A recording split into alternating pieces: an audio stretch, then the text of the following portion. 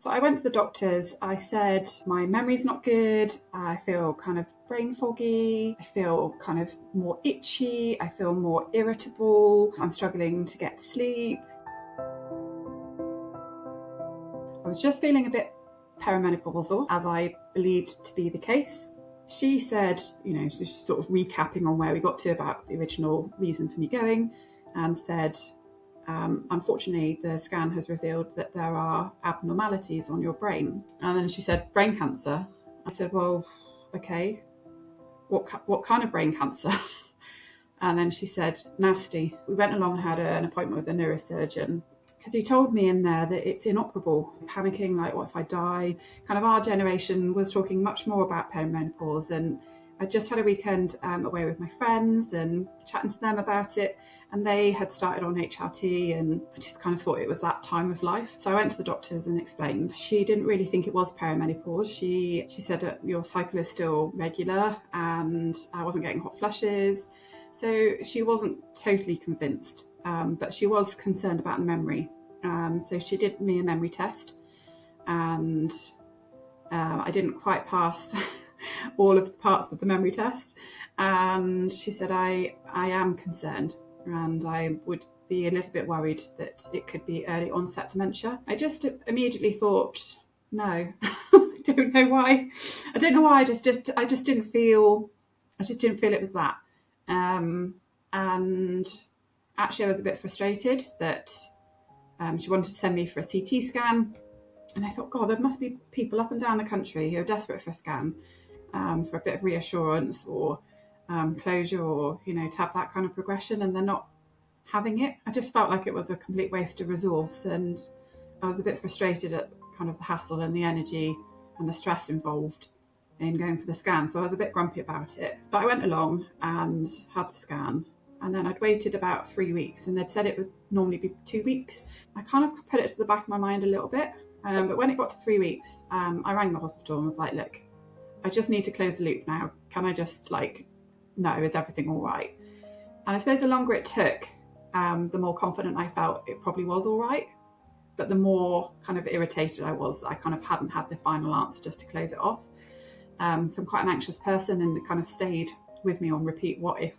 Although along the way, I never once thought cancer. And then the very next day after the phone call, I had a text message from my GP, and it said something along the lines of, we've had your CT results back. I've booked an urgent appointment for this morning, and can you come in? And I immediately was like, oh my God, panic. And then I kind of rationalised it in my head. I'm like, okay, calm down. Calm down. It's been 3 weeks. You don't feel like it's dementia. Your symptoms are not that bad. So I said to my husband, and he was like, that doesn't sound good. And I was like, okay, you better come with me then. And I can't even begin to explain it. I just had a weird feeling. Not that I knew exactly what was going to happen, but I just felt that something was going to happen. And I actually started my video diaries in the bathroom at the doctor's surgery about 1 minute before I went in. So we sat back down in the waiting room. She called me, and I said, look, I've got my husband with me. Is that okay? And she went, oh yes, good. And then we had about a 4-second walk to walk into her room. And I was like, that was the point. That was the point where I thought, I'm going to have to be really brave. I don't know why, I don't know what, but I'm going to have to be really brave, because something's about to happen. I wasn't put on any kind of cancer pathways. No one had mentioned, it's a possibility. I wasn't really having any significant symptoms. So she said, just sort of recapping on where we got to about the original reason for me going, and said, unfortunately, the scan has revealed that there are abnormalities on your brain. And I thought, hey, my friend's going to have a right laugh about this. Not really understanding what abnormalities on the brain, what she actually meant. Still feeling quite anxious but jovial. And I said, well, what is it? Thinking, maybe it's something treatable, something still okay. And then she said, oh, we think it's a multifocal glioma. I mean, it later turned out it wasn't that, but that's what they thought it was at the time. And I said, well, what's that? knocked down with my brain tumours. And then she said, brain cancer. And I said, well, okay, what kind of brain cancer? And then she said, nasty. I said, okay, right, what happens next then? So she said, you're probably most likely to have another scan, and then you'll see the neurosurgeon, and it most likely be surgery, radiotherapy, chemotherapy. That's the standard course of action. And that was the end of the 10-minute appointment. I kind of walked out of there and I was like, what the hell? I just felt like it felt like I was in a soap. Like it was just a very surreal experience. It didn't, for a long, long time, I didn't associate with what was happening. I didn't associate with it. And I was like, this is not my story. And I kept waiting for them to say that it wasn't the case and it had been an error, because it was such a shock. And it was such a U-turn in my life. I just couldn't accept it. I just couldn't accept that was something that could happen out of nowhere for no real reason, really. Came out of there with my husband, and as soon as we sort of came through the doors and left, like he gave me a hug and just burst into tears on his shoulder. And then even then I was in like practical mode, and I was like, okay, well, we've got people to tell, we've got appointments to make. In the early days, I didn't really give people much of a warning. I was just kind of blurting it out. And I remember the weekend it happened. So I was told on a Friday, and then on the Sunday, I don't know why we were doing this, but we decided to do litter picking in the village, as you do. That was it. My daughter just really wanted to do it, and we'd kind of planned to do it, and so we said we'd do it with her. And one of the school mums was doing it with her daughter, so we thought, the kids can go off and play. So she started to say, "How are you?" And the kids were slightly out of earshot, and I just burst into tears on her. And I didn't know her, but I didn't know her really, really well. I just burst into tears with her, and I cried the words, "I've got a brain tumour." Well, for me, I was obviously very upset about me. And then I've got a husband and a daughter. She's 11 now, but she was 10 at the time. And I was thinking, oh no, she's like really sensitive little flower. And I thought, God, how on earth are we going to tell her? And, panicking, like, what if I die? And, how is she going to cope? And how's my husband going to cope? And I then went for my MRI scan, which is obviously more detailed. So the good news from that was that instead of 2 tumours that they thought that they saw from the CT, that it was only 1. So my very kind GP actually rang me and said, I've just looked up on the hospital records, and it says on there it's only 1. I thought I'd let you know. And I was like, wow, that's amazing. So 1 less. Okay, 1 less. Right, 1 more to go. How do we get rid of the other one then? We went along and had an appointment with a neurosurgeon. I mean, that meeting was incredibly difficult, and much more hard actually than being diagnosed. Because he told me in there that it's inoperable, and he explained why, that it's in my thalamus, which is right in the central part. It's quite rare, and that they tend to be quite aggressive in there, and they can't take it out. And that was just it manifested so hard that they were going to take it out. It was going to be grade 1. It was going to be a good one, and I was just going to be okay, because this was not my story. And so when he said it's inoperable, I just thought, no, you've just slashed my chances at life and the longevity of my life. And then I had a follow-up meeting with him, and that's when he kind of laid out all the options for me, which was basically need to have a biopsy, and then I'd need to have radiotherapy and chemotherapy. But he went through all the risks and stuff, and again, for the reason that it's not operable, there is more risk associated with doing even the biopsy. So it just felt a very negative meeting, where it just felt like every next step was probably going to leave me with some kind of lasting disability, or death. It just felt completely like all the hope that I'd had coming out of the doctor's thing, even though I was completely blindsided, I still had loads of hope. it was just all gone. I had zero hope. I was just like, I felt like I'd just been handed a death sentence. So I came out of both of those meetings in the hospital, could barely stand up. And again, I was holding on to my husband, sobbing in his ear so loud, I completely just lost it. And I just have such vivid memories now of that. It's just very, very traumatic coming out of there thinking, okay, well, I'll at least get to the car. And, you know, you're walking through the kind of reception area where there's people in the waiting room. And I just literally howled and sobbed in front of everybody.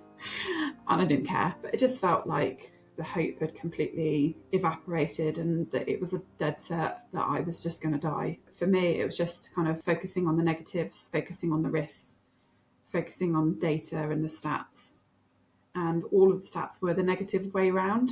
There was no positivity in there, and there was no hope. His kind of messaging to me kind of plays on loop in my head, and it's every time I feel tired or don't have the resilience to kind of be positive, it's his voice, it's his words that just kind of, they do kind of echo in there and they haunt me. And actually since then, I've realised that there actually is hope because I'm a whole year and a bit on from there and I'm still really well. We've decided not to proceed with the biopsy and the radio and the chemotherapy yet because there's a chance that the tumour is stable and not growing. So we wanted to see if I could have some, good years of good health, especially when my daughter's still, young and in school. The hardest thing, first of all, was telling her. So we did speak to one of the charities and got some really good advice. And that was along the lines of, just being really honest and using proper language. I mean, we have decided to be quite open with her based on the advice. The only thing really from my side, and I wish I could do this more, is I actually can't cry in front of her. And, my therapist has stopped me off for that and said, you need to be role modelling. There's been a couple of lessons at school where they've been doing biology and things like that, and they had an image of the brain, and she got really upset in class and had to leave. So it comes out in weird ways.